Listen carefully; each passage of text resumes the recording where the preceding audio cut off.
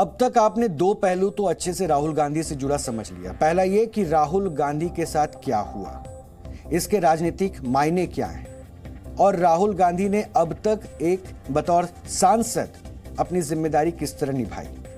लेकिन सवाल यह भी था कि राहुल गांधी क्या इकलौते हैं, या राहुल गांधी जिन्हें निलंबन का सामना करना पड़ा वो इकलौते ऐसे चेहरे हैं क्या। तो इस इतिहास में हम आपको लेकर चले थे, और इस इतिहास के लिए एक बार फिर से उन पन्नों को, ऐतिहासिक पन्नों को फिर से आपके बीच में उठाकर मैं बताता हूं। क्योंकि अब तक आपने ये जान लिया कि राहुल गांधी की मां भी लोकसभा सदस्यता छोड़ चुकी है, उनको छोड़नी पड़ी थी। लेकिन अब आपको उनकी दादी इंदिरा गांधी से जुड़ी एक पुरानी घटना के बारे में भी हम बताएंगे, क्योंकि उस घटना के बाद स्थितियां पैदा हुई वो आज भी भारत के इतिहास में काले धब्बे की तरह याद की जाती है। वर्ष 1971 के लोकसभा चुनाव में इंदिरा गांधी यूपी की रायबरेली सीट से चुनाव जीतकर प्रधानमंत्री बनी थी। उन्होंने संयुक्त सोशलिस्ट पार्टी के राज नारायण को रिकॉर्ड 11 लाख वोटों से हरा दिया था। लेकिन राज नारायण उनकी इस जीत के खिलाफ इलाहाबाद हाईकोर्ट पहुंच गए और उन्होंने इंदिरा गांधी पर चुनाव जीतने के लिए गलत तरीके अपनाने और उन अपने पीएम रहते हुए अपने पद के गलत इस्तेमाल का आरोप लगाया था। इस मामले की सुनवाई के बाद इलाहाबाद हाईकोर्ट के जज जस्टिस जगमोहन लाल सिन्हा इस नतीजे पर पहुंचे कि इंदिरा गांधी ने वाकई चुनाव जीतने के लिए अनैतिक तरीकों का इस्तेमाल किया था।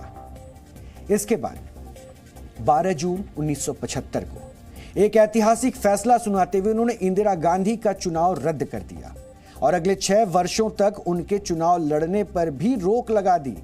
ये 6 वर्ष का नियम आपने ध्यान से अगर सुना हो तो ये 6 वर्ष का नियम अभी भी लागू है, यानी ये कोई नया नहीं है कि जो बीजेपी सत्ता में है और उसके बाद ये नियम लागू कर दिया गया। ठीक इसी दिन यानी 12 जून को ही गुजरात विधानसभा में भी कांग्रेस की करारी हार हुई। इस दोहरे झटके से इंदिरा गांधी बौखला गई। अब तक विपक्ष भी उनके इस्तीफे की मांग शुरू कर चुका था। तभी 25 जून 1975 की रात इंदिरा गांधी ने देश में आपातकाल लागू करने का ऐलान कर दिया, इमरजेंसी। इसलिए हमने कहा था काला अध्याय। और आज आपको देश के पूर्व रक्षा मंत्री रह चुके दिग्गज समाजवादी नेता जॉर्ज फर्नांडिस को भी सुनना चाहिए। आज़ादी की लड़ाई, इतना त्याग, लाखों की मौत, लाखों परिवार बर्बाद, और हम लोगों को आज़ादी मिली, हम लोगों का भाग्य तय करने का अधिकार मिला, और एक दिन अपना खानदान को बना रखने के लिए और बचा रखने के लिए और खुद को पद पर हमेशा के लिए बना रखने के लिए आपने समूचे देश को एक क्षण में, वो सारी देश के लोगों की 100 साल की लड़ाई आज़ादी की, तो उसको एक क्षण में आपने मिटा दिया और ये देश कुछ नहीं कर पाया। ये जब मैं सोचता हूँ तो कितना भयंकर कांग्रेस का रूप था और कांग्रेस का नेतृत्व का रूप था, और कितने नपुंसकत्व अनेक स्तरों पर लोगों में आया था। तो वो जब मैं देखता हूँ और सोचता हूँ, आज भी मुझे दिल कांप उठता है। मगर ये तो इस देश का सौभाग्य है कि इस देश का सबसे गरीब जो आदमी था, जो जिसके पास कुछ भी नहीं था, उसने श्रीमती इंदिरा गांधी की तानाशाही को वो एक अपना छोटे वोट के जरिए उखाड़ फेंक दिया। ये जी आर्काइव का वो हिस्सा था जो हम आपको सुनवा रहे थे। हालांकि उस रात आकाशवाणी में देश के नाम अपने संबोधन में इंदिरा गांधी ने क्या कहा था वो भी बताते हैं। इंदिरा गांधी ने कहा, भाइयों और बहनों, राष्ट्रपति जी ने आपातकाल की घोषणा की है, लेकिन आपको इससे भयभीत होने की कोई जरूरत नहीं है। इमरजेंसी के दौरान जनता के सभी मौलिक अधिकारों को स्थगित कर दिया गया था और सरकार विरोधी भाषणों और किसी भी प्रकार के प्रदर्शन पर पूर्ण प्रतिबंध लगा दिया गया था। जयप्रकाश समेत विपक्ष के ज्यादातर नेताओं को मीसा कानून के तहत जेलों में बंद कर दिया गया था। इसके अलावा संविधान में कई संशोधन कर दिए गए, जिसके अनुसार इंदिरा गांधी जब तक चाहे सत्ता में रह सकती थी। लोकसभा, विधानसभा के लिए चुनाव की जरूरत नहीं थी। मीडिया और अखबारों की आजादी खत्म हो गई और प्रेस पर सेंसरशिप लागू कर दी गई। यही नहीं, सरकार के पास किसी भी कानून को पास करने की असीमित शक्ति मिल गई। वो कैसा वक्त था, इसे आप वरिष्ठ पत्रकार रामदत्त त्रिपाठी के इस संस्मरण से महसूस कर सकते हैं जो हम आपको सुनवाने वाले हैं। सरकार का इतना खौफ था, और न केवल संपादकों बल्कि मालिकों पर, कि जो अखबार पहले आंदोलन का, संपूर्ण क्रांति आंदोलन का समर्थन भी कर रहे थे, वो भी बाद में इमरजेंसी के गुण गाने लगे। लेकिन उसमें भी कई ऐसे लोग थे जिन्होंने अपने ढंग से प्रतिरोध किया। जैसे कुछ अखबारों ने संपादकीय पृष्ठ खाली छोड़ दिया, अपना जो कॉलम है, और कई संपादक जेल भी गए, ऐसा नहीं है। लेकिन जैसा कि होता है, कुछ लोग सरकार के समर्थन में भी आए, और मुझे लगता है वो स्वेच्छा से नहीं आए होंगे, क्योंकि इतना दबाव था उस समय मालिकों पर और संपादकों पर, उसकी वजह से उन्होंने इस तरह के बयान दिए। आपातकाल का ये दौर 19 महीने तक चला।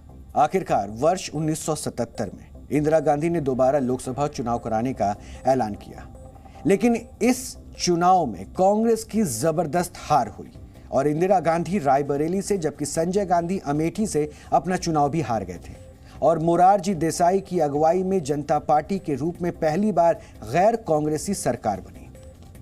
हालांकि जन प्रतिनिधित्व कानून के तहत कांग्रेस ही नहीं, बाकी पार्टियों के नेताओं की सदस्यता भी खारिज हुई है। इसलिए हम कह रहे हैं कि राहुल गांधी पहले नहीं हैं जिन पर यह नियम लागू हुआ।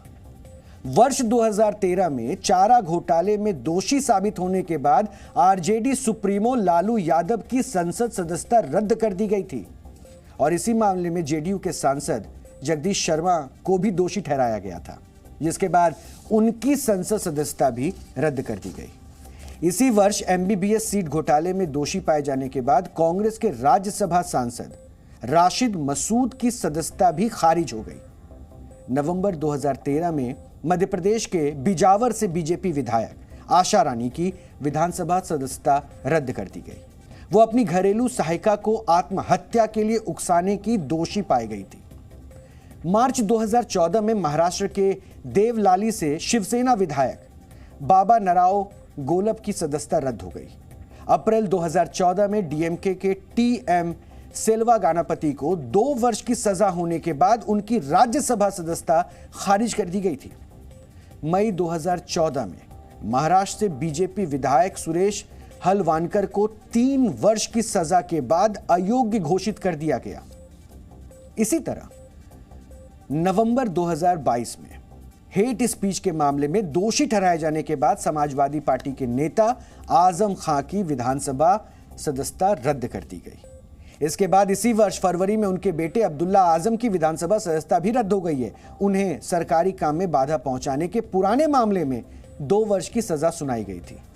इससे पहले वर्ष 2020 में भी फर्जी शपथ पत्र बनवाकर चुनाव लड़ने के मामले में भी इलाहाबाद हाईकोर्ट ने उनकी विधायकी रद्द कर दी थी।